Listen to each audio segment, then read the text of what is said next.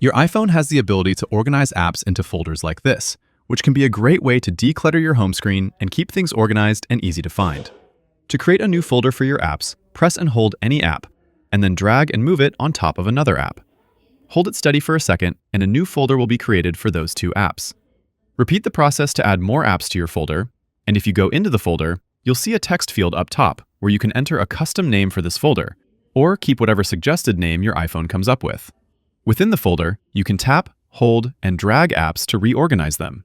And keep in mind that your folders can have multiple pages of apps, which is useful if you're working with folders that contain a ton of apps. To move apps out of the folder, just tap, hold, and drag them out of the folder back to your home screen. And that's pretty much it. This is a great way to keep your apps organized, declutter your home screen, and make it easier to find apps if you have a lot of them downloaded on your phone. Leave a comment if you have any questions, and subscribe for more easy and quick iPhone guides like this. Thanks all. I'll see you in the next one.